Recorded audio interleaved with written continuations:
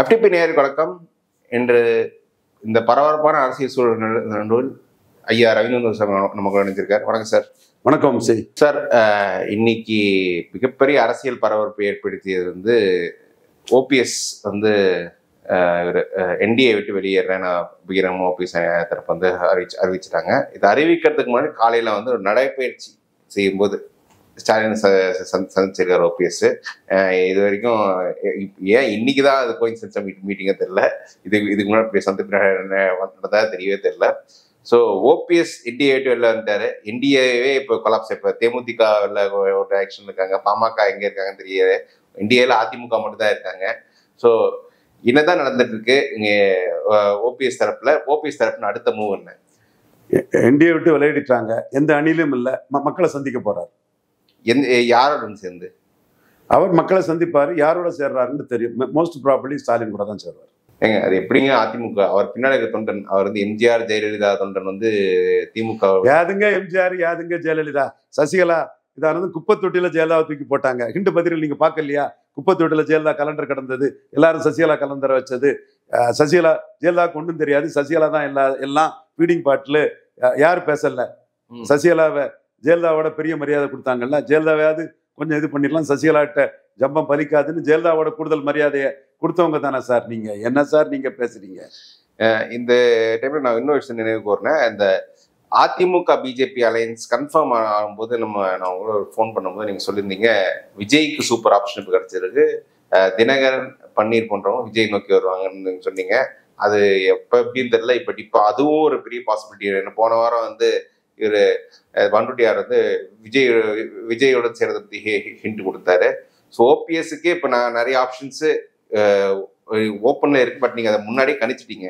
சீமான் கிட்ட கூட காலையில பேசினேன். அப்பா ஓபிஎஸ் என்ன பார்க்கணும்னு சொன்னாரு. நான் தான் பார்க்கல, சீக்கிரம் 2 நாள்ல பார்க்கதா இருக்குன்னு சீமான் கூட சொன்னாரு. அப்ப சீமான் ஆப்ஷன் ஒன்று. ஓபிஎஸ்க்கு சீமான் வந்து 214 தான் நிற்கிறாரு. பட் என் தலைமையில அணி வந்தா நான் அதை பொறுத்திருந்து பாருங்க. ஒரு சஸ்பென்ஸ் வச்சுட்டு போறாருல்ல. அந்த சஸ்பென்ஸ் சீமான் வச்சதுல இருந்தே பிஎம்ஓ, இவர் அண்ணாமலை, ஆடிட்டர் குருமூர்த்தி, ஆர்டி டீம் எல்லாம் என்டிஏவோட சிஎம் கேண்டிடேட்டாட்டு சீமானை கொண்டு வந்துடுவாங்களோ அது சரிதான்னு தமிழிசையும் நயனா நாயந்திரனும் அதை ஏற்றுக்கிடுவாங்களோங்கிற ஒரு சூழ்நிலை வரவும் எடப்பாடி பழனிசாமி இதுவரை அவர் விஜய்க்கு பெரிய முக்கியத்துவம் கொடுத்துட்டு இருந்தவர், பிஜேபி என்னையும் பிரிக்க முடியாதுன்னு ஒவ்வொரு பிஜேபி இஷ்யூலையும் ஆதரவு கொடுக்கக்கூடிய ஒரு சூழ்நிலை இன்னைக்கு உருவாயிருக்குது இல்லையா? அப்போ 214 போறவர்னாலும் கூட சான்ஸ் எடுக்க முடியாதுங்கிற ஒரு இதை வந்து அந்த இடத்துக்குள்ள எடப்பாடி கொடுக்குறாரு. விஜயோட சபார்டினேட் பார்கெனிங் போற அடிக்கிறாரு. அதே மாதிரி சீமான் வந்து ஓபிஎஸ் பார்த்து விஜயோட ஓபிஎஸ்க்கு பார்கெனிங் ஏற்றி விஜய் ஓபிஎஸ் அலையன்ஸ்ல எடுக்கணும்னா கூட அதிக சீட்டு கொடுக்கக்கூடிய ஒரு சூழ்நிலையை சீமான் உருவாக்குவார். ஸோ இதெல்லாம் அரசியல் களத்துக்குள்ள ஒரு முடிவு எடுத்துக்கிட்டு மற்றவங்களை சான்ஸ் எடுக்க முடியாதுங்கிற ஒரு நிலைக்கு தள்ளி விளையாடுறது. சீமான் அந்த விளையாட்டை இதுவரை விளையாடாண்டான்னு நினைச்சாரு. ஊடகங்கள் அவரை வந்து புறக்கணிக்கவும், சரி இந்த விளையாட்டு விளையாடினாதான் ஊடகங்கள் நம்ம முடிவுக்கும் வருவான்ங்கிறதுல கரெக்டா அந்த விளையாட்டை விளையாட ஆரம்பிச்சிட்டாரு. ஆனா ஒரு மோடி லாயலிஸ்டா இருக்க நீங்க வந்து என்டிஏ உடையிறது வந்து எப்படி? என்டிஏ பொறுத்த அளவுல எங்க நோக்கம் 2026 அண்ணாமலை எடுத்த 11.4% வாக்குக்கு எடப்பாடி கிட்ட சீட்டு வாங்கணும். ஆமாங்க. என்டிஏ எங்க இருக்கு? என்டிஏவே இப்போ பாமக எங்க இருக்குன்னு தெரியல, ஓபிஎஸ் இல்ல.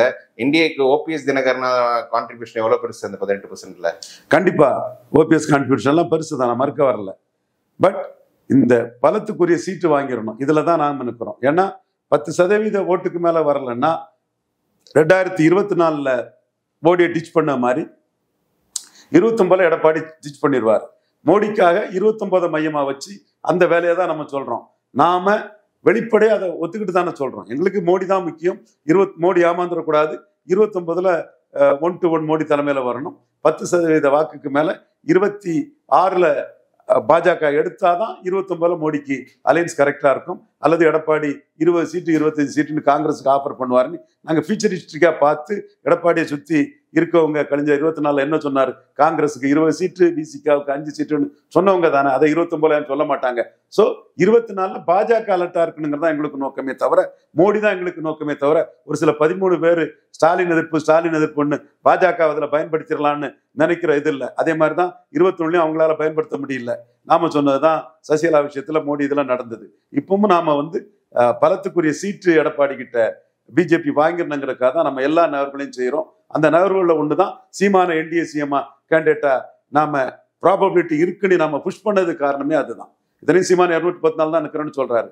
நாம இப்படி ஒரு சூழலை நடத்திடுவோம்னு எடப்பாடி பழனிசாமி கொடுத்துதான் இந்த பார்கெனிங்கை ஏத்துறோம். அதனாலதான் இப்ப எடப்பாடி பழனிசாமி இஷ்யூ பேஸ்டா என்னையும் பாஜக பிரிக்க முடியாதுன்னு விஜய்க்கு பார்கெனிங்க அடிச்சிட்டாரு. சபார்டினேட்டா விஜய்க்கு பார்கெனிங்க அடிச்சிட்டாரு. 4 பேர் விஜய்க்கு ஆதரவா சொன்னவெல்லாம் சொல்ல முடியாத அளவுக்கு எங்களுடைய பொலிட்டிக்கல் மூவுக்கு அவர் ரேட்டல்ட் ஆகி பாஜக என்னையும் பிரிக்க முடியாதுன்னு சொல்றாரு. இதை 10 நாளா இவர் எடப்பாடி என்ன சொல்றாருங்கிறத பகுத்தறிஞ்சு பார்த்தா நடுநிலையாளர்களுக்கு உண்மை தெரியும் சார். ஆனா பிஜேபி ஒரு அதிமுகவில் இருக்கிற உட்கட்சி குழப்பம் இவ்வளவு நாளா ஒரு ஸ்டாண்ட் எடுக்கல.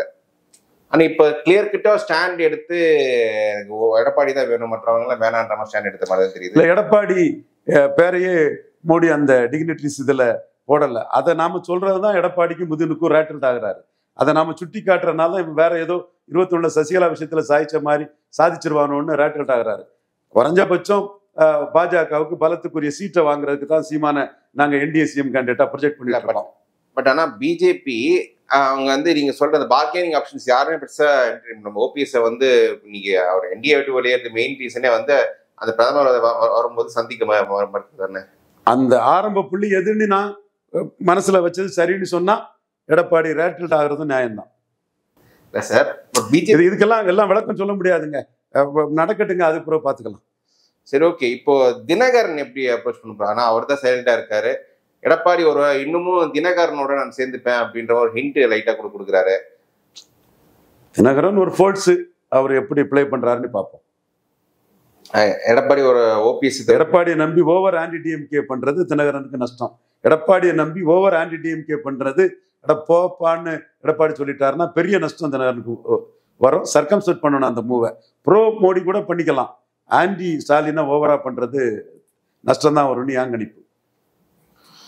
ஏன்னா எனக்கு தெரிஞ்ச எடப்பாடியோட ஆக்டிவிட்டிஸ் பார்க்கும்போது தினகரனோட கூட்டணி வைப்பு விரும்ப மாட்டாரு. ஏன்னா அந்த கூட்டணி வைக்கிறதா இருந்தா 21 வச்சிருந்தா பெட்டரா பண்ணிருக்கலாம். பட் ஆனா இப்போ தினகரனோடய ஒரு கூட்டணி வச்சு லாஸ்ட் மினிட் சொல்றேன்னு சொல்லிட்டு கொஞ்சம் வெயிட் அண்ட் வாட்ச் கேம் ஆடுறாரா? அது கடைசி முடிவு எடுப்பாங்கன்னு அவர் சொல்ற.